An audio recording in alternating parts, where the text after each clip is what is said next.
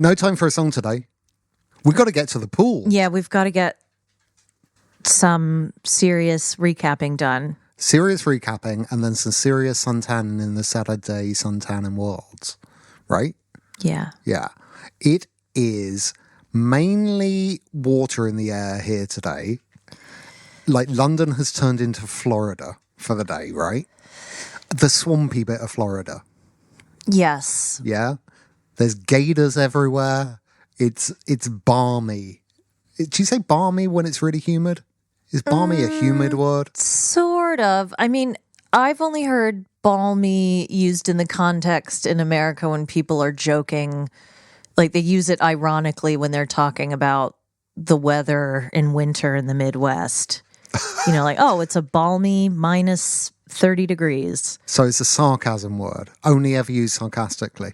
I wouldn't say exclusively. My colleague, Peter, has started sharing in my, cubicle warrior job as well, has started sharing on Slack all the time. Like whenever it rains, he lives in Spain, right? Mm-hmm. Whenever it rains, he's just sharing videos now of it raining outside his window. Which I guess it doesn't do that often, but it seems to happen quite often because he's doing it all the time. I'm like, did anyone ask for the rain videos? He'll post a video and just be like, it's raining outside. And I'm like, oversharing? Like, the only person I want to see that from is David Lynch. Well, I replied saying this was reminding me quite a lot of David Lynch's weather forecast. But it's just quite weird. I'm worried about him. Yeah, that sounds like a cry for help. I think you need to speak to HR about that. Right? And it's not just one. Occasionally, like an hour later, it'll be like, it's got heavier. It's really raining now. And I'm like, no one asked, dude. Speaking of foul weather, thoughts and prayers. I'm really sorry. But I don't know. Our thoughts are with our East Coast bays, particularly those in New York and my homeland, Washington, D.C. Or frankly, any of you Canadian. Oh, of course. Blighty types. I mean, it's not your fault that you've turned like New York into Mars. Don't blame yourselves. It's not your fault. No, please don't blame yourselves. No. But yeah, sucky, right? I mean, wildfires and anything like that are awful. We don't really get too much of that stuff around here. It's a bit more in like Central Europe. My sister got caught in like a wildfire, forest fire kind of thing. She definitely started it. Because she wanted attention. Welcome to Blighty Day Fiance, everyone. Yeah, hi. My name is Michelle. I'm Robin. This is Tig. She ain't saying nothing. She's got her eyes on the flies. Eyes on the flies. It's that time of year. Yeah. Join our Patreon, patreon.com/blightyday. On our Patreon, you can hear special exclusive content like Robin being made to watch the type of reality shows he absolutely hates. Mm-hmm. We started with Selling Sunset, which he actually enjoyed. Yeah, he asked to watch another episode, so that backfired miserably. Can I have some more? He wanted more. He has come out and said that he would step on my throat for a kiss on the cheek from Mary Fitzgerald. You heard it here first. It probably won't be the last time. I mean, if you're listening, Mary. I'm also, weirdly, we'll talk about it at the end, I've become Vanderpumped. Yep. To the point where I am now, like, reading news stories. I know. I think that is adorable. I'm now, yeah. I think to be fair to all the pump heads who were desperate for you to cover, or desperate for us to cover Scandival. We are going to talk about it at the end of this episode because they've just shown the third part of the reunion. But head on over to our Patreon if you want to suggest a classique episode of Vanderpump Rules. Preferably, my preference would be from the Kristen, Jax, Stassi era. Because I still, although obviously this past Scandival is the pinnacle, the apex of... Which is weird for someone that low.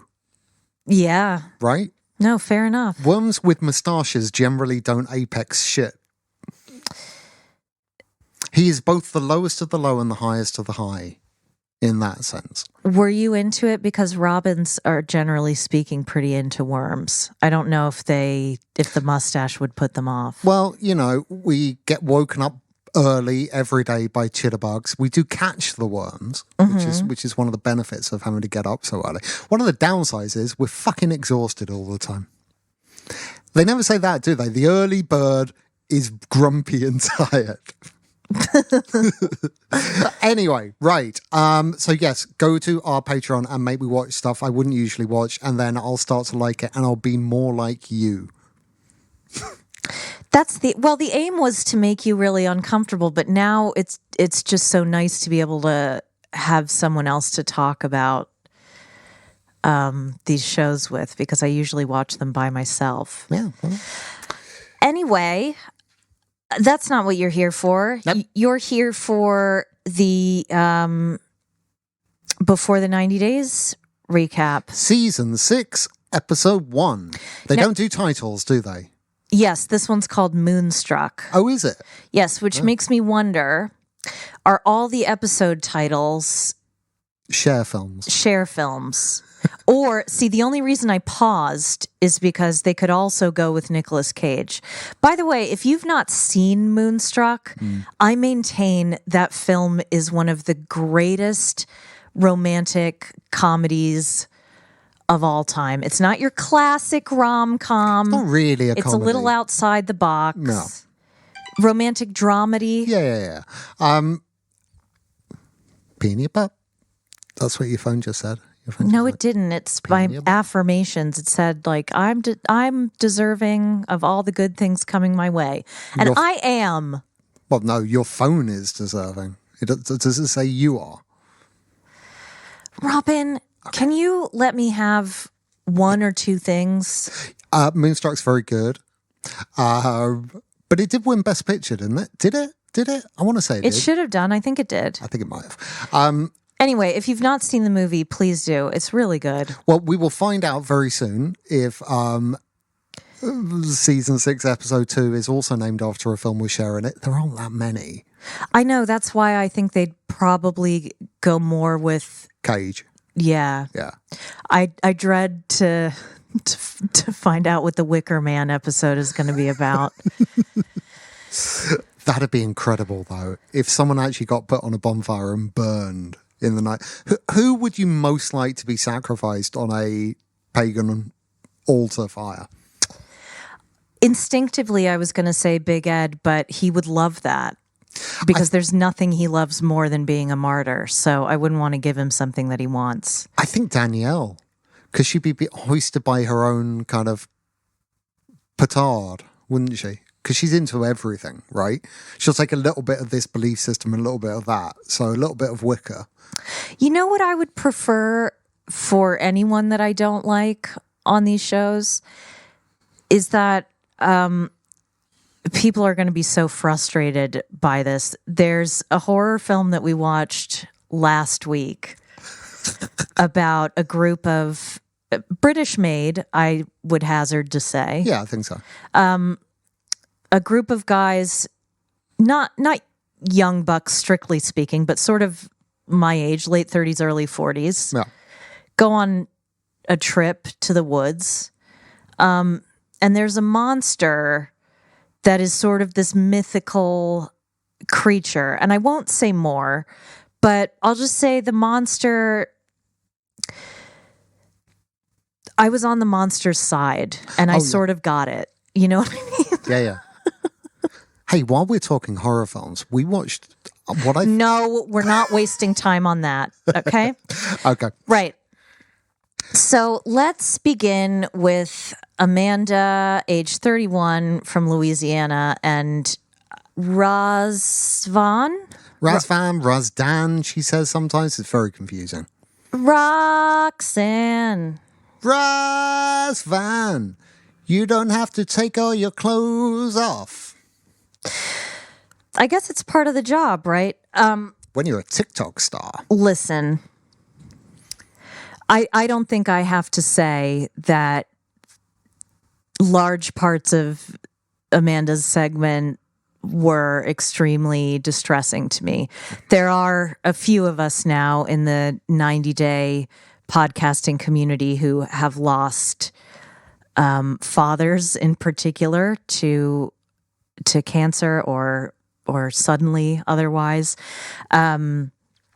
So I'm not going to say anything more about that. It's just that it was a big old brick in the face, right? Yeah. And I do find it a little bit strange. I mean, it's cool. It's good. You're like... it's a big thing, but I'm sure they'll handle it appropriately. But like, I do think sometimes like may contain scenes of that you like scenes that of things that really aren't that much of a problem to people are often trailed before shows, right? Sure. But maybe mention something like that. Smoking, for example. Right? Yeah. Yeah. I think the fact that you have like warnings for that, but not warnings for intense family tragedy that you didn't see coming because there's no hint of it in the trailer whatsoever, and you just think, hey, here's a bunch of kooky people. This wasn't kooky. No. I don't think I can contribute substantively to that. I think people need to do what they need to do when they're grieving. I do question her judgment when it comes to pursuing a relationship. It has nothing to do with the length of time. I think, you know what I think? You're fiddling with something. Go. Okay. I think that Amanda needs to follow the Hallmark Christmas movie model of dealing with grief.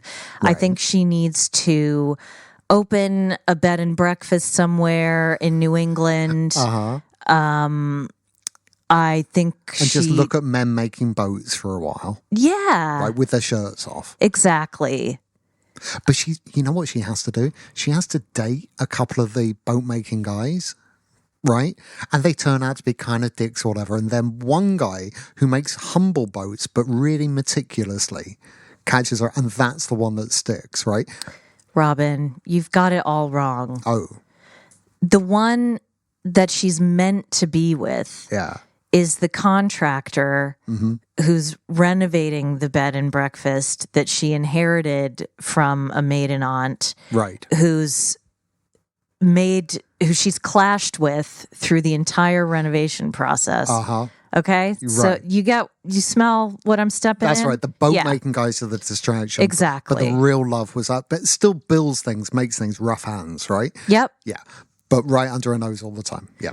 You're right. It's called Christmas at the Harbor. Yep. A harbor time Christmas. That's right. All the fish are wearing Santa costumes. Those films are amazing. But that is what she needs to do. She needs to. It's awful, but like this is Rebound. It's weird, right? Because we often think about Rebound like when someone breaks your heart because you break up with them, right? Mm-hmm. But I don't know. Is there a word for a grief bound? It's a grief bound, and that is cool. And if it gets you through what must be just about the worst experience imaginable, then great. But don't tell all your kids about this person. No. Don't have this person do video calls with your kids. Don't include them in that. Like, even he says, I mean, I can't replace the dad. I mean, like, I'll have fun with them and be a mate. And, like, right from the start, I'm like, wow, even Jihoon didn't get it that bad. This is not relationship material at all, in any way. Now, he might change and grow and mature and all of those things. It might be brilliant. Then you tell the kids. But, and the sister can see it, right? Mm-hmm. The sister just can't say to Amanda, go out there, fuck him, and come back and take care of your family. Yeah, and stop involving these children because they've lost enough. I mean, I think Razvan was pretty sensible in saying, I'm not going to be a father figure to them because I'm not that was a surprisingly mature response. It's way better than promising her the moon and stars and, you know, to be there at the father-daughter dance and whatever. Like when you think about Chance, for example. I was going to say exactly Yeah. Chance, yeah. Because if you don't watch Lock Up, there is a huge parallel between Taylor and Chance here, right? Because she lost the father of her children. Yes, that's right. Suddenly, and it tore her world upside down. But she made an even worse decision, which is to start dating an inmate who is a complete menace. Yeah. And an awful human being who looks at her daughters very inappropriately and is creepy as hell. And you wouldn't allow him in your house. I don't think he's that bad, this guy. But it's like, yeah, these are not good choices. No. No. Not at all. And not fun bad choices either. No. Like I can watch, and you know, we'll get to them. I can watch Gino and Jasmine make terrible choices all day long, and I'm fine with whatever they decide to do. Although Jasmine does have kids. She does have kids, and we'll cross that bridge when we get there. But we don't know who they are, and they don't live with her. And as far as we know, Gino has never been in the same... I mean, there's no talk thereof, right? Right. They're not included in this narrative. Maybe that made me slightly uncomfortable. Just the fact that the kids are so included in the narrative. Yeah, of course. Like showing the kids grief in such a palpable way. The box. All of that. Maybe that's what it was. Maybe it... I mean, it's relevant, but I don't know that I need to see mourning children thrown into a car crash situation like this on TV. That's what it is, you know. It's seeing the kids. So I hear what you're saying. I do think that generally speaking in the West, we shy away from grief and pathologize it and deny it and hide it in really unhealthy ways. Yeah. So on the one hand, I think it's really important for people to be able to talk about grief and for us to see how difficult it is and to embrace that with compassion. I think the problem is not with showing us the grief. I think the problem is that she is leaving them at a very vulnerable time. I mean, what are they, 4 and 7? Yeah. How can you do that? Well, I don't have a problem with her. Like, if she wanted to go on vacation and catch some rays and do some suntan in the suntanning world, I think that would be okay after a period of extended grief with your kids. So go for a week or 10 days. Don't go for 3 weeks. 3 weeks is too long. 3 weeks is definitely That's too long. way too long. Yeah. And also, you know how you do video chats with him over the phone? Well, now I'm going to be there. And it's like, why aren't they there? Like, if like, I get it. It's too soon for the kids to meet the guy. You've never even met the guy yourself. But then the guy shouldn't have been doing the video calls in the first place. They should not know this man exists until you have met him and vet him. Agreed. What do we think of his movie? None of that came as a surprise to us. I don't want to shame him for it. Like, whatever pays his bills. But nothing about this guy shouts relationship material in any way. So that didn't feel any worse to me. Actually, that felt slightly better to me than, you know, the topless pancake stuff, which is just so craven. So look at me.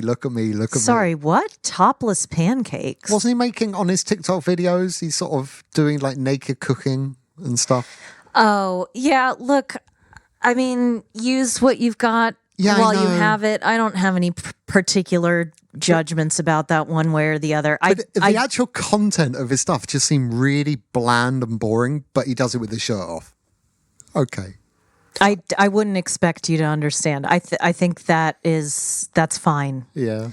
And look, he's a very good looking guy and he's not doing anything that women don't do all the time. I imagine he has an OnlyFans. I'd be interested to find out, although not that interested because his personality is kind of... Yeah, I'm sure he's got no fans. I don't think she needs to be jealous, though, of the fans. And I think she's mistaken when she's like, I don't want these women looking at... Because I don't think it's women. No, I don't either. I don't. Let's move on to Riley, 48, from Pennsylvania, and Violet, 43, from Vietnam. Mm-hmm. So just to refresh your memory, Riley is a military vet, a jazz lover, and a cigar aficionado. The only bad thing about him, right? You don't like cigars. I hate cigars. But he seemed lovely, and I don't know, like, I think, like, intellectually it seemed a slight step up from what we usually get on these shows. Is that fair to say? I think that's fair to say. Sorry, say that again? He just seemed really smart and together and not a great big bucket of mess. And do you know what I mean? Like, usually the people on in the 90-day universe, and I think it's self-selecting, right? Because I think people with like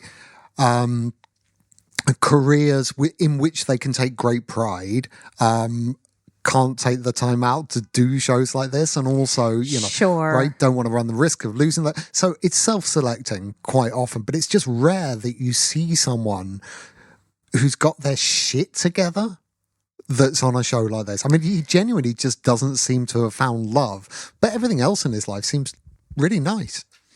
You say that. There are a few red flags. The biggest and boldest for me is that I don't get the flipping the bird as a gesture of affection. I'm here for that. That's fine. I know, but you called your ex an unkind name with affection for years, which I wouldn't be able to stand, which is, you know, fine. I don't like that. And I think it's weird not to be able to say, I love you if you love someone. I don't like that whole, I don't find those sorts of things endearing because it suggests that I'm going to do this until some woman comes and fixes it. Sure. Or someone else fixes it. And women do this all the time. It's not just men, but him saying, oh, I don't say I love you because then it always turns to shit or whatever. You might want to go to therapy. Yeah. You know? For me, that was more redolent of like the attitude that I had when I was like a teenager. Do you remember like when you were young and you were like, you put so much like onus on when you can say that word? Right? Oh, I'm not going to say it until I'm sure because that's... And do you remember all those conversations you would have with yourself and with your friends about when or wasn't the right time to use the L word? No. No? Okay. I think I'm resonating with a few people. Like, when you're younger, I think you really think about that a lot. When you get older, you just, it doesn't matter. Just say what you want to say when you want to say it, right? If it's what you feel, say it. Yeah, So it seemed like the attitude of a teenager, but I think he is a little bit Arrested Development. There's something going on there. Yeah. Which is fine. I'm not judging him on that. I'm saying that particular line of that particular way of relating to someone can easily turn very nasty, is all I'm saying. But also kind of spicy and fun, I think. She reminded me a little bit, and it is not because she's like, from that part of Asia or anything like that, of Sean and Christine, was it from 90 Day Fiance UK? Yeah. Yeah, Christine had the same sort of angular sense of humour that she has, that same, do you know what I mean? Don't take the shit sass. But I felt that they were pretty good until he turned out to be a completely useless, whatever. So I have kind of hope. I don't mind what I'm saying. I don't mind that dynamic, right? Bants. It's not for you, but it can work. It can work. Okay. Yeah. I mean, I think you're minimizing something that can. Here's what it is. All right, because I've been that girl in the past. Yeah. Historically, most of my friends' long-term friendships have been with men. Hetero men in particular tend to relate to each other by cutting each other down and making those kind of jokes and things like that. Busting balls. Yeah. Yeah. And again, please excuse my broad generalizations. But I think that if you can only relate to someone like that, you become used to speaking to them in a certain way, and real feelings get buried underneath it, and then you explode because you're actually mad at them, and it becomes, I'm just saying it, that kind of stuff very quickly and easily becomes passive aggression, which I think is really poisonous. Do you think it also masks like maybe misogyny, but maybe not misogyny, maybe just like suppressed rage? Like you say the hostile things and like, it's a funny thing, but actually it's underneath there's some truth in it. Yes. Okay. Yes, this is what I've been saying all along. There's no counterbalance. You can't only have, there's a difference between playful banter and sort of these weird hostile things, and if you don't also have vulnerability and some tender moments, that's not a healthy relationship. What do you think of his pals? His friends? Yeah, they were fine. Yeah, the standard distrusting friends. I think that's fair enough. Yeah, all right. Well, we'll see more of them. What do you think of her and her setup? I mean, we're spoiled a little bit by the coming up on this season stuff, right? So, I don't know. I don't know. All right. I feel like it's too early for me to say. The emphasis is mainly on him, right? Well, he's the only one that we've really met. Yeah. I mean, I think if he's upset about her still being on a dating site or whatever, that's stupid, because nothing's a sure thing until you meet someone in person. Yeah, I think that's fair enough. It's also possibly a funding thing. And again, you know, what really did it for me, he was mentioning COVID, right? Was that him? Probably. I think it all blurs a bit. But I do think, again, a bit like Christine with Sean, where I think that was the situation. It's like in those parts of the world during COVID, you were fucked, right? So if you knew someone like in the West that had disposable income and wasn't living hand to mouth and stuff, you reach out. And if you can reach out to 10 of them, so much the better, right? And I am not going to judge her for that. No, me neither. If she found it hard to turn off that particular spigot until things are completely secure and she knows she doesn't need to do that anymore, that is also fine. Yeah, it's a privilege to be in a position where you can judge people who have to do what they have to do to survive. Yeah, exactly. Anyway, we'll see more of them next. Okay, so next we have Ty Ray, 33, from California, and Carmela. Or do we? Yeah. Fourth wall, thrown to the ground, smashed, obliterated. Mm-hmm. Like, they have never ever done this before. I've always felt the producers have known things and not told the cast, right? Like Williams and Yolanda. I think that there have been a couple of times that's happened. I think the producers occasionally reveal things to people. Yeah. I don't. So early. What I don't believe for a second is that they were sincere in their offer to do away with the tape, right? I don't. Well, I think they were thinking, if we don't have anything here, And this is the thing. But that hasn't stopped them before. There have been stories on the show that go nowhere. Yeah, I guess. It's just they condensed everything up to that point into one episode. So what they would usually do is string that out over 4, 5, 6 episodes, and then it goes nowhere. Yeah. It's the fact that the bombshell came in the same episode where we met him, right? That's never happened that made before. me kind of sad. Well, there's no way it doesn't go somewhere. You don't just put him in for one episode, right?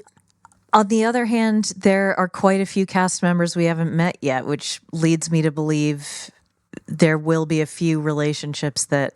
Yeah, but after one episode, you drop that... I don't know, Robin. They could be setting him up to be on the single life. I have no idea. It was really, really weird. In my head, where it goes is like, because the producer goes, she's a man, right? Which he has done, to be clear. Yeah. In my head, the episode 2 starts, it picks up exactly where it left off, and he goes, okay. That's in my head. My head canon is that it is a Jenny Submit thing, and he just rolls with whatever he's got. Okay. Like, I fell for the personality. I think they enjoyed working with him so much that they would like him to be on a different iteration of this show, and they wanted him to ingratiate himself with the audience, which I think he succeeded at doing. Just a one he and seems done. like a very sweet man. We'll see him playing his ukulele in seasons to come. We'll see him on the single life or similar. Okay. Do you know how hard it is for them to find a sympathetic straight man? Yeah. I mean, come on. Yeah, you're right. And he is, right? On the American side, I mean, that has happened a handful. I don't even think I could. You're right. Because usually the kinds of men that get catfished on this show are like your Davids, right? Going to Russia. Was that his name? You know, the older guy? Oh, yeah. The leather jacket. Creepy as fuck. David, not David and Annie. No. Well, yeah. But no. But yes, creepy sex tourist David. Yeah, right? the guy. Yeah. Or what was his name? Super religious guy. Looks like Cornflake out of The Americans. Oh, you'd have to narrow it down. No, you know the one I mean. And he gets out there and she's supposed to be super Christian as well, but she's not. And he doesn't have breakfast with her parents. And you remember that whole, their relationship's a train that's crashed and come off the tracks.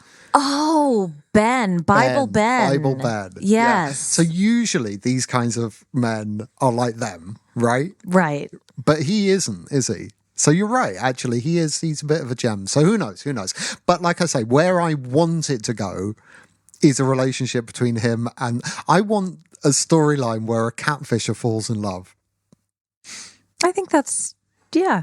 And they realise, love has no boundaries between gender, sexuality. They've just fallen for each other, and it's a beautiful thing. I have a feeling those aren't the circumstances. No. All right, who's next? Right, so we have David, 42, from Nebraska, and Sheila from the Philippines. This one pulled on the old heartstrings. I'm very happy that they're featuring a deaf person. Yep, they produced it in exactly the same way they did on Lock Up. Yes. Right, where the sound comes in and out, and it's quite impactful. Alfie, you might hear the pitter-patter of clumpy, not... You mean the sledgehammer effect. He's not even wearing shoes. He's got socks on. I don't know how somebody, without purposefully leaping 3 feet into the air and then coming crashing down onto the floor, can possibly make that much noise. It's remarkable. Anyway. Yeah, it was well done. Hashtag autism. Yeah, obviously the Lalu, deaf person whose name, and I'm sorry if that's not the correct term, hearing impaired person. I'm sorry. I genuinely don't know. I think both those people have used the word deaf themselves. So. Okay. Yes, she was far less sympathetic. What really broke my heart in David's story was that his parents, he was born into an all-hearing family. His parents never bothered give a shit to learn sign language. Yeah. I mean, look, I'm sure it's a huge challenge. We haven't heard their side of it. But what's happened is this guy has come away, and that's the narrative in his head, right? Yeah. Right? And that alone is heartbreaking. I don't think their side... I think it's extremely hard to justify not finding a way to communicate with one of your children. Yeah, I don't see anything that could justify that. No, me neither. I'm just saying, we didn't hear their perspective on it, but I can't. The important thing is he has come away feeling that they didn't try, right? Yeah. Almost certainly because they didn't try. But for me, that doesn't even matter. The point is, that is how he feels. That's the trauma he now carries with him, regardless. Right. And what concerns me even more is that I would have thought that in that time, he might have learned to lip read, which makes me think he was just completely isolated, like just totally on his own. And I can't bear to think. But he went to like a kind of residential school. He did eventually, but not. But again, I don't know if they're going to teach you lip reading in that place, because if everyone else they didn't. Is also he doesn't. deaf, he doesn't know how to lip read. No one is really talking necessarily out loud, right? Because why would you? So that is not a place for lip reading. I wouldn't have thought. What you want is integrated between people that can hear, people that can't hear. And yeah. And look, I'm not sorry. I'm not naive. I don't endorse going up to a stranger in a pub or a bar or a cafe or wherever, and if you see a man who looks dejected sitting by himself, you should befriend him or go out of your way. Or her, or them, whatever. But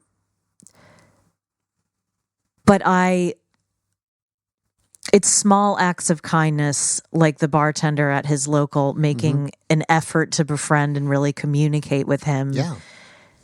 It's such a small thing, but it makes such a huge difference to somebody who is an outsider for any reason, whether it be because they are hearing impaired, disabled in a different way, whether they're, a recent immigrant or they don't speak English or whatever. Well, that's the other issue here. And there is a class issue, right? Because this guy works hard at low-paying jobs, right? He does. What were his jobs? I believe he is a cleaner at night or a janitor at a casino, I think. Yeah. And then I think he does cleaning at a casino and maybe a school. Yeah. But generally speaking, low wage jobs that are labor intensive. Right. So the kind of person who... Oh, I'm sorry. The day job is stocking shelves. Yes, at a grocery store, I think. Yeah. Although he seemed to be doing more warehouse kind of work, but fine, maybe that's around the back and then it gets to the shelves. Sure. But he was very funny about the tragedy of casinos and stuff. But he's the kind of guy who just goes unnoticed, right? Just completely. And then when you add the disability on top of that, the isolation must be incredible, right? Yeah. So his relationship. He's, again, long distance relationship with a younger lady. She's 31. They've only communicated via text. She doesn't know sign language. I don't know how that's going to work. She has a kid as well. It looks like But there are hearing issues with her family too, though, right? If there were, I missed that. Okay. My understanding was that the issues there was that her house burned down and then there was a typhoon. Yeah. Rough. Right? It just kept coming. Oh. Because you start off thinking, because you're so sympathetic to this guy. But then I got to say, I was pretty much on her side. Like, I'm on the side of anyone who, yeah. I mean, the nasty, horrible, impish, stupid side of my brain is going, well, at least the typhoon put the fire out. But I neither think that is an appropriate thing to mention nor anything to revel in. So I didn't do it. Except you did. Oh, shit.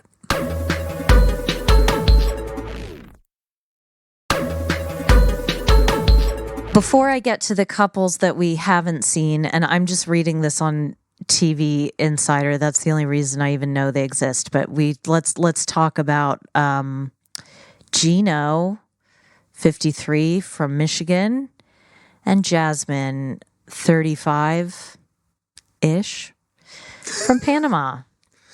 So good to have them back. So good. What do you think of his new hats? I'm not a Gino stan, if you will. I'm not interested in Gino. We both had the same thought when he, like, seen hairdresser. And he's looking at the hair extensions, and we both thought this was for Gino to graft onto the back of his head under his hat. Yeah, I thought he was going to get a Valentine-style wig. Well, I thought he was going to get like a horse's tail, kind of a braided thing. No, I hear that. Yeah, popping out, swishing away under the back of his little cap there. Can I just mention? Yeah. And this is a little inside baseball, inside cricket, if you like. Yeah. I want all of you to Google Sir Michael Fabricant.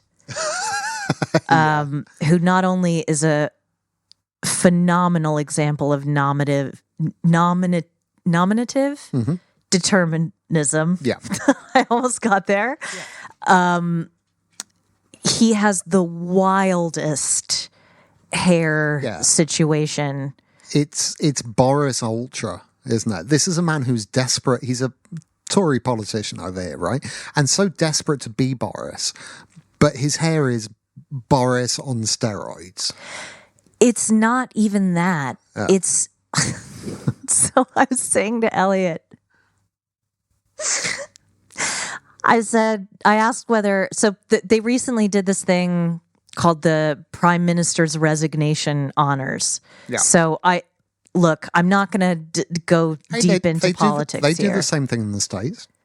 Yeah, it's a similar thing. Although in the States it's often pardoning, isn't it? Oh God. Which is weird as fuck. We're not going to go there. Yeah. I just think some of these appointments have longer term consequences and maybe shouldn't be so transparently crony-ish. You know what corrupt. I find really weird? The person that the public has decided they do not want to have power. Yes. Gets to make a bunch of powerful decisions after they've been voted out of office. That is weird as hell. Yes, because it's not just, I just want to be clear, it's not just, I don't mind the sirs and the dames, the knighthoods. Who cares, right? It's just a couple of letters after your name. It's the peerage that bothers me. To sit in the House of Lords. Yeah, that's deeply troubling. Anyway, Michael Fabricant apparently has said in response to criticism of his, what I can only call a hair scenario, someone asked if it was a wig, and he said it's more complicated than that. Wow. Apparently, allegedly. So a cross between a weave and a wig and like some sort of a curse? He looks like someone put a Cabbage Patch Doll's hair Yeah. on an old man. And then something started nesting in it. And then something something took residence in it. Right? So there's bits of straw and like stolen jewelry, and that's all woven in there, right? I'm thinking it's like a magpie's taken up residence and it's just brought all kinds of shit. They can be loyal. Magpies? Yeah. Can they? Mm-hmm. Yeah, okay. Bring you That's gifts and things. Yeah, they do stay with their partners, don't they? Do they not mate for life, magpies? I believe so. Anyway, Gino could... Speaking of mating for life, yeah. Speaking of local birds. How do you like that? Yeah. Does anyone else pick up on the local birds thing? That was a big thing for us, right? Yeah. Did the local birds thing... I think it went unnoticed. So Gino, when they were last on our screens, made a comment somewhere along the line about the birds being local birds. Yeah. As if like that's a type of bird. Well, yes, they are It's local. stuck with us whenever we see... There are parrots, these wild...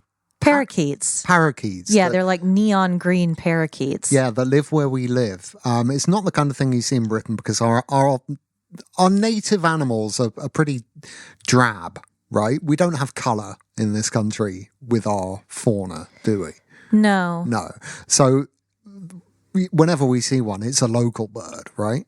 Yeah. It's become a big thing for us. Yeah. Yeah, the local birds. Gino is a gift for this kind of thing. I kind of adore him. But the real queen is Jasmine, who... It seems like she took where she was last season and has just leveled up in every regard. She is... The text messages, you missed it because you were like reading on your phone. And we had to go back, which is a nightmare on the app because Gareth, who made the Discovery Plus app, still doesn't allow us to rewind without everything crashing. Thank you. But the 3 text messages of her getting annoyed and furious and swearing at him was just, so good. She's so good. She is fascinating to watch. I do understand she rubs people the wrong way. Also, I'm sorry that I was on my phone for 3 seconds. Unlike you with your cushy cubicle warrior work from home job, I am self-employed and I am the only person who handles my business. So, sorry about that, Mr. Worked until 7:30 on a Friday night because you were constantly interrupted. Oh boy, what have I done? I really just wanted to dig at fictional Gareth in the IT department at Discovery. I guess he's doing like Max now, right? Because it's all one app. We're Has he? Tell us if you're in the States. Is it all that shit? Can you rewind on the HBO app now, or has that gone to all shit as well? It's a very difficult invoice.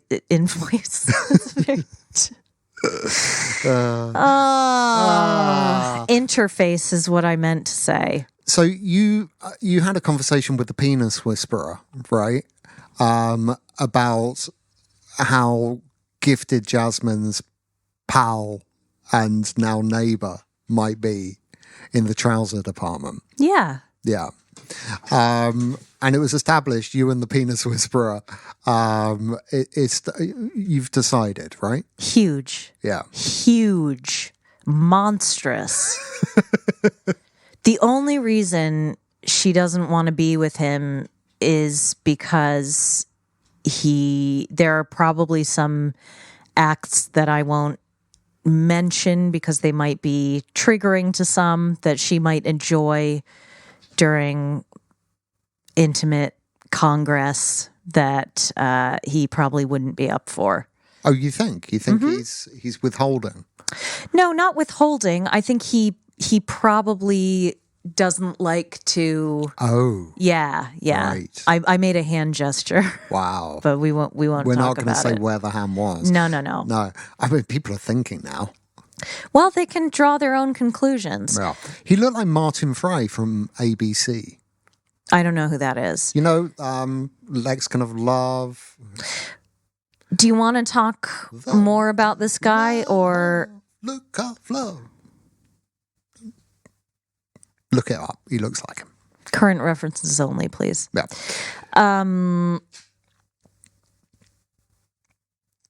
Yeah, look, I understand why people think Jasmine is hard work. She is doing things to her face and body that are entirely unnecessary. I think she looks quite good on it, though.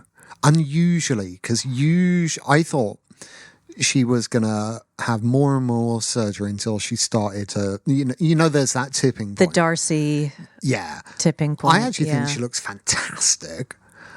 She looks young and vivacious. Like any more, and it's going to be a problem. But right now, I think Jasmine looks great. Yeah. And I think she has earned the right to be in luxury accommodation. Gino always seems to find the money in the end. Well, That's the game they play. See, I don't think he's paying for it. Well, he is now. Oh, do you think production are paying for it? No. Apparently she's been, and not surprisingly, and good for her, she's been raking it in on OnlyFans. Yeah, fair enough. And I don't know how Panama works in terms of taxes, for example. Possibly more favorably than it might in Michigan. Okay. I don't know. Yeah. I'm speaking out of turn, but there are some wealthy people whose companies are based in Panama, possibly for tax who are benefits. funding her, or what's that got to do with her? No, sorry. I just mean that she probably doesn't have to pay as much tax on that income as she might do in America. Yeah, I don't know why she wants to go to America in any way. I don't either. It doesn't make any sense. Has she? But I was so glad they referenced the way he crushed her entire career and life, right? Because that is the central part of the Gino and Jasmine story. And let's not forget that.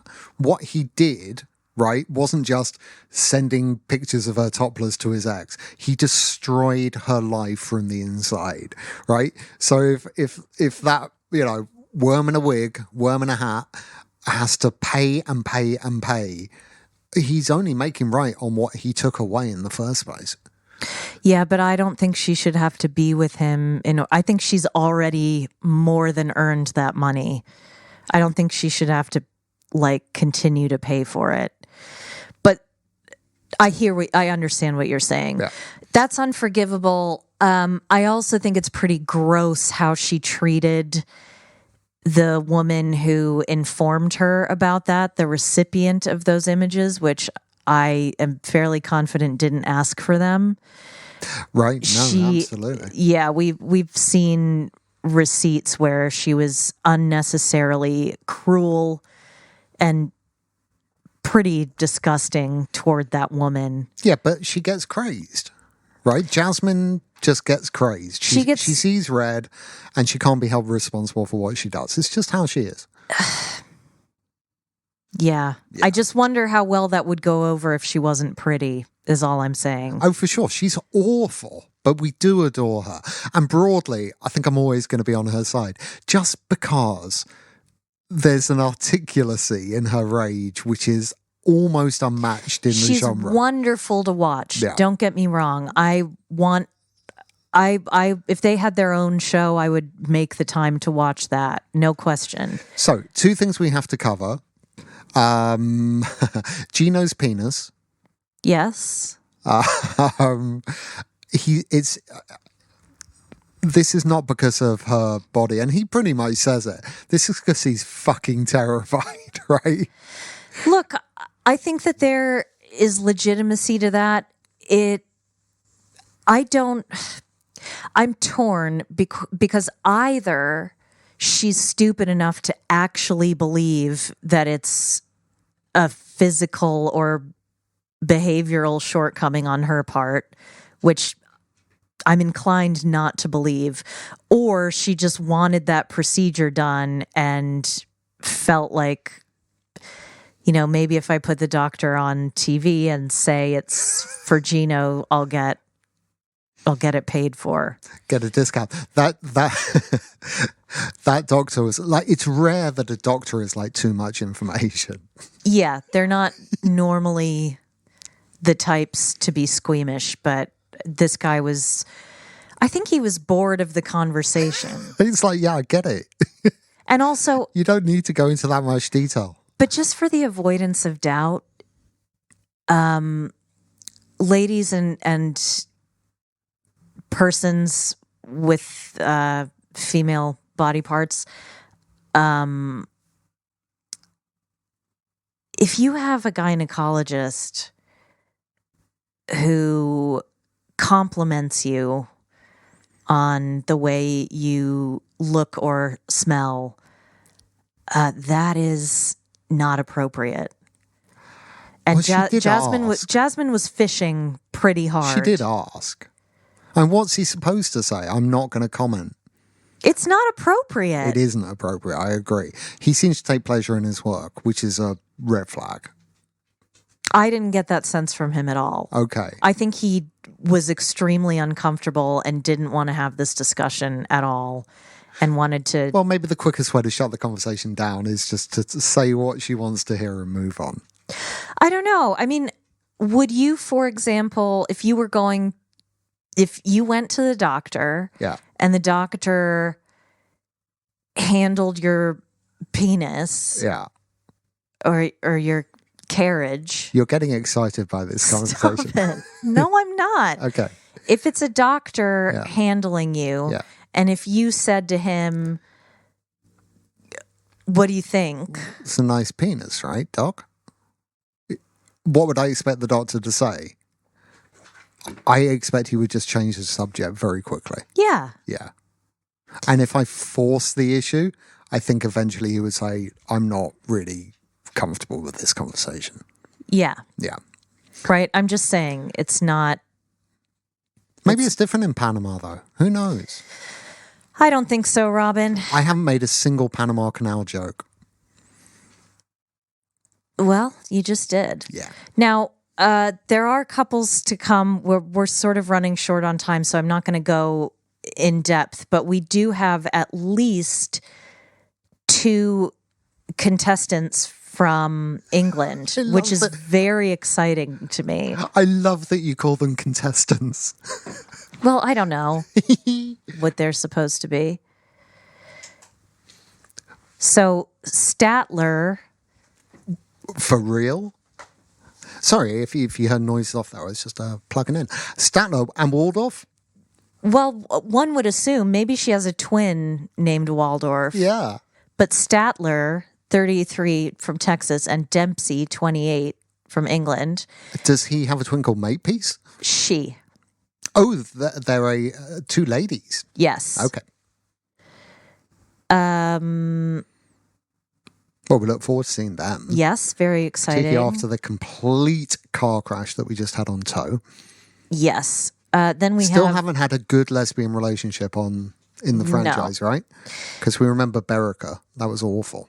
Then we have Christian, 30, from Minnesota, and Cleo, 32, from England. Now, Cleo is an autistic. All right, I'm reading what's written here and not what anyone's preferred nomenclature is, but I think there's something redundant here. An autistic and neurodivergent trans woman. Right. Okay. Do you think they filmed her for 90 to Fuck and just moved it into a different franchise? Because very, very... Well, there have been British people before, right? Just Tom. Tom is the only one I can think of. Yeah, there was the kind of the muscly guy. Was he from Scotland? Went to prison. Oh, with John. Yeah. Yeah. Of John and Rachel. So it has happened. That was before my time, but it has happened, right? Yeah. He's from Weston-super-Mare, by the way, not Scotland. Just because I don't want more Scottish people to come at us. We've annoyed them before they didn't like it. So I know. Well, season 2 of 90 Day Fiance UK is around the corner. Yep, we're very excited. I'm praying there's no Scottish people because I will put my foot in it. Oh God, there's going to be a Welsh person. They're going to start hating me. I remember when we first. Actually, I think it was probably our only crossover that we've done so far with Jake and Matt. And we were eviscerated in the Sissy Squad for our, what I think are not unreasonable portrayals of folks from the north of England. Oh boy. Why are we bringing this up again? I'm bringing it up because I think the characters, the contestants, I think the cast demonstrated that they were precisely who we said they were going to be. Yes. Okay? So it's fine. And also, we're right and everyone else is wrong, and shut up. yeah. Yeah. Very, very quickly, for 2 or 3 minutes, what do you think of the bombshell at the end of Vanderpump 3? What a bombshell, eh? People that were having sex a little bit more than they said they were having sex. I don't think that was the bombshell, Robin. You think there's more to come? No. Do you not think the circumstances under which those two people were having sex when Ariana was at her grandmother's funeral? Yeah, in their house. In their house? Yeah. I'm not surprised. No. I don't think that it was a bombshell in the sense that it was something that people didn't already suspect or know to be true. Yeah. Interesting that the tears finally came as she gave that interview right at the end. Probably because timeline-wise, this is the amount of time in which everyone knew about it and she was properly receiving. Although, actually, to be fair, in the reunion, everyone had known about that before then because they were getting all the income from the merch, weren't they? So, yeah. But the tears were for herself there, right? But she did finally actually register some emotion, even if it was just self-pity. But what she was mainly doing was throwing Tom under the bus. People on Twitter, mainly, which I don't spend a great deal of time on, to be fair. I try to avoid it, but there are some excellent writers on Twitter that aren't on other platforms.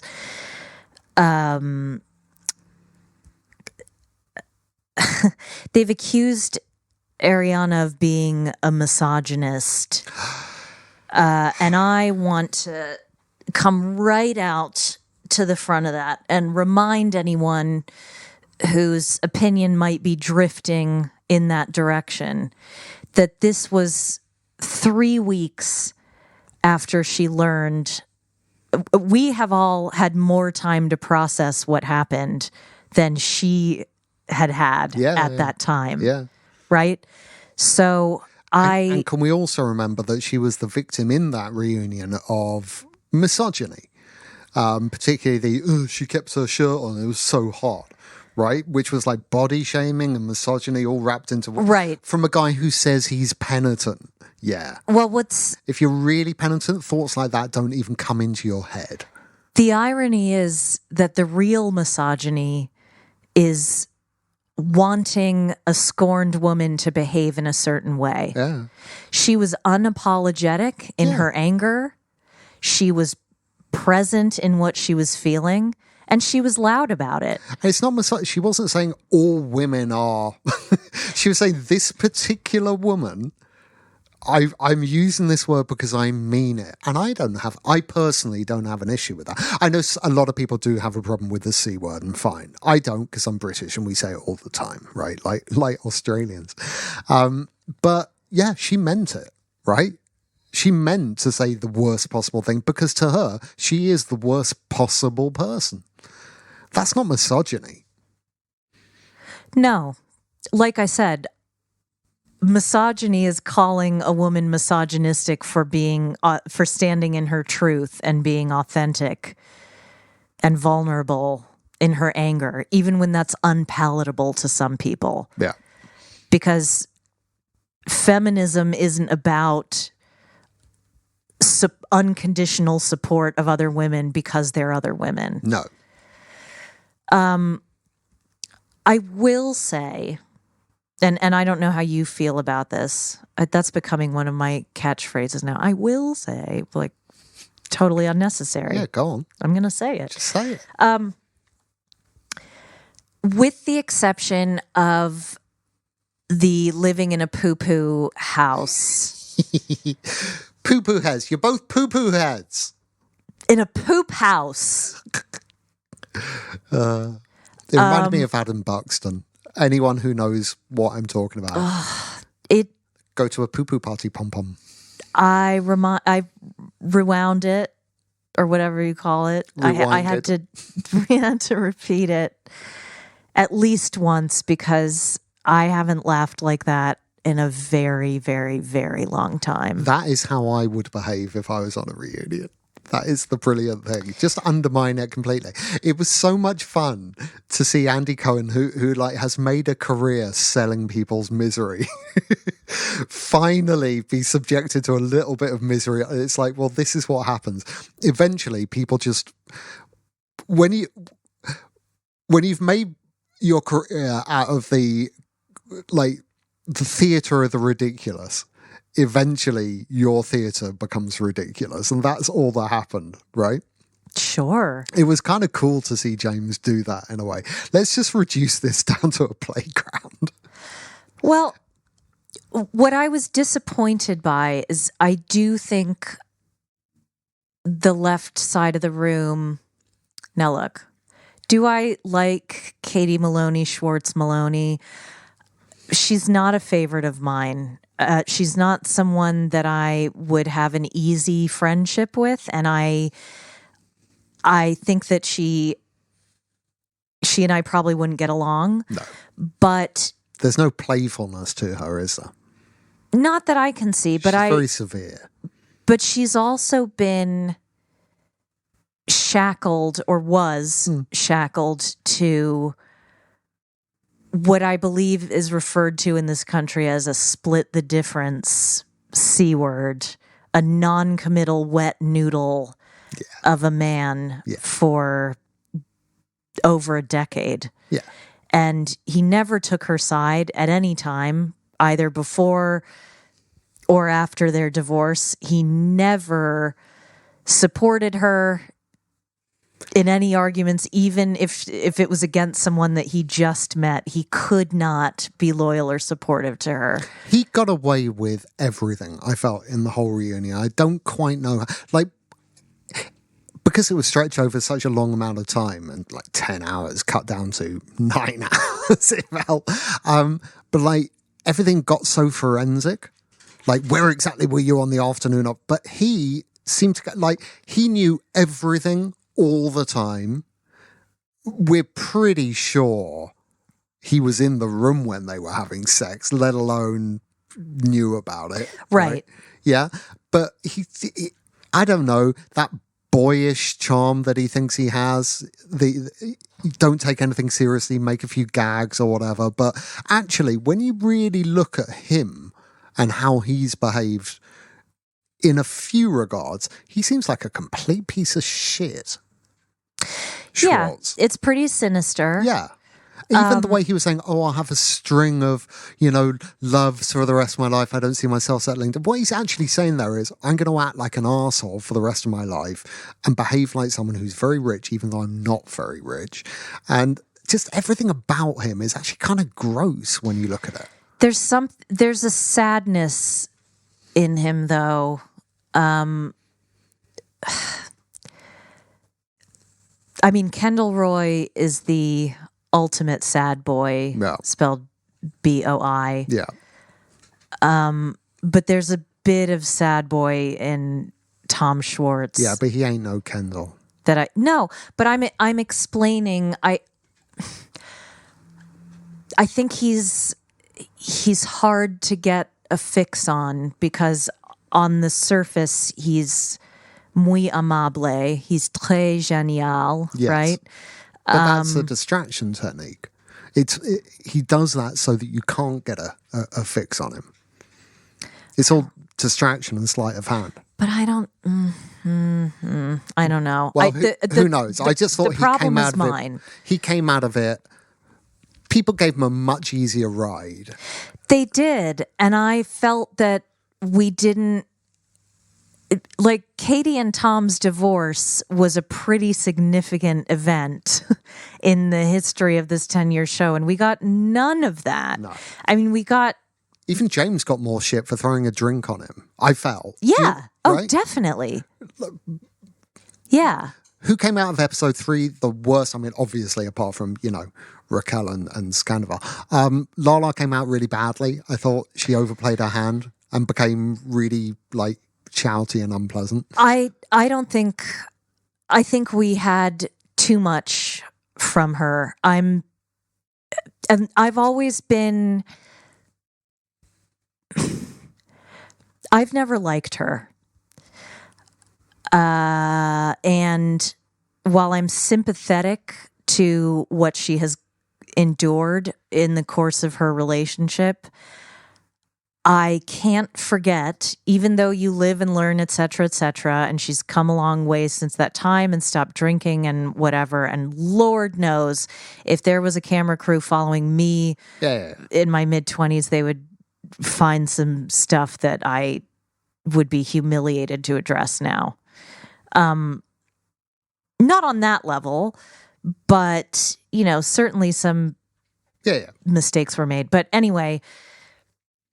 The fact that when she was with Randall, her now ex, that she refused to talk about him on camera for, I think, 2 years, that she got insanely defensive whenever anybody brought it up, and that she has effectively rewritten history. She was so smug back then. Yes. It turned my stomach. And I haven't seen it, but she absolutely has the impression of someone who was happy to, I've got to be slightly careful, but not to live off him, but, it was convenient for her to let him do everything he did. Yeah. And then when they're no longer together, obviously, I had no idea. I'm shocked and it's disgusting. And it's like, yeah, come on, no one's believing that.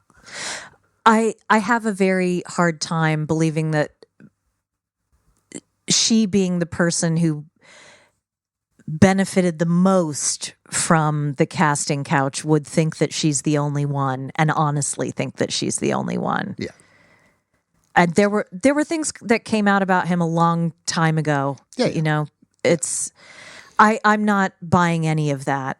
But again, we don't know how cool she was behind the scenes and all kinds of things. So we can't really say. But yeah, to play the complete ingenue in it is stupid. I think for anyone who with James, it's very, and I'm sorry, it is different. James getting with Kristen to be on the show. Kristen, who, I guess maybe she hooked up with him before she and Tom broke up. I don't remember, but James being 21 years old and going out with Kristen to get on the show is very different from Lala getting involved with a married man, bragging about how she gave it up on the first night and the next day he bought her a Land Rover. By the way, I'm still waiting for mine, Robin. Yeah, I told you, I bought you the Land Rover. I just didn't tell you where it was parked. You need to check the door of every Land Rover you pass. Like I said, I said this before, and we're probably getting too long-winded now, but I'm no great fan of Rachel's, but I don't think that she deserved what she got from James and Lala to the extent that she got it. But from Ariana, fine. That's the thing. Yeah. Absolutely. Right. I'm with you on this. I don't know quite why they felt the need, other than at some point, people enjoy bullying. Yeah, right? I think that's... And it gave them an opportunity. We all want to take out all of our anger, stress, frustration, and everything, and just scream in someone's face, right? Yeah. That's a bad human impulse, but we all have it. And I think that's what happened. It's but that's mean girl bullying, right? Let's find someone and destroy them so that we don't get destroyed and we can take out all of the rage we have from when it happened to us. And that's what they were doing, clearly. Lisa is probably the only other person I don't watch this show. I've watched these reunions. I am so tired of her smug, wise wisdom. Yes, everything she's saying is vaguely true, and the advice she gives is vaguely good, but there is, as far as I can tell, like, sage advice from someone who's never faced a single fucking challenge in her life is no advice at all. And she's kind of gross. Like, she seemed like frowny and disappointed, not in this episode, but in a previous one with Ariana, for being like, I don't know that I want to be friends with you if you still have anything to do with Tom. And I think that is perfectly fucking reasonable. Perfectly reasonable. But she's sort of bullied and coerced. Does she still control who gets to be on the show and who doesn't? I imagine so. I guess that's what it is. But who is going to be on the show now? What are your thoughts? Well, Or do you think it's done? They've just greenlit on Hulu Vanderpump Villa. Yeah, some Italian thing. Yeah, I don't understand that. I think... Is that the only future now? Just spin-offs and different shows? Listen, I have a lot of thoughts about Lisa Vanderpump. I watched her, most of her tenure on Real Housewives of Beverly Hills. I've seen every episode of... No, that's not true. I didn't watch last year's Vanderpump Rules because I found it to be unwatchable. I think that there is a need for her to manage the relationships in her life so that she, A, always has the upper hand, and B, is the person who is the one that everyone looks up to and admires. And she presents it as a motherly sort of, or like, oh, she's the matriarch and she loves these people. But when she's done with someone, she is done with them. And regular viewers of the show will remember Kristen Doute, who is my personal favorite. I'm not endorsing everything she's ever said and done, but I loved Kristen on my television, and the show was better when she was on it. Lisa was unimaginably and unnecessarily cruel to Kristen. And Lisa's a grown woman. She doesn't need to be involved. She doesn't need to be involved in these discussions. Well, I wonder sort of why she's involved in anything, really.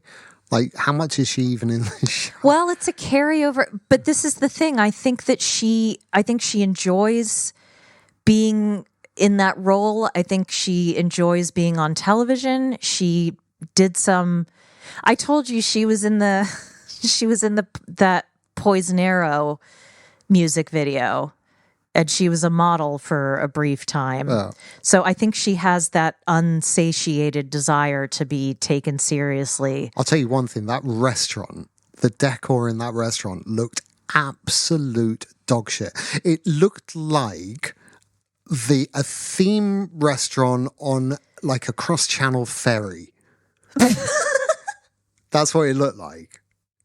You know, like, do you have like long ferry rides in the States, like that might take like 4 or 5 hours? No, not really. Okay. But imagine like a big boat that you drive your car on, right? And it might, sometimes you might get like a ferry even to like Norway or something, you know? It's like, don't think it's a cruise, because it's really not. It's like transportation.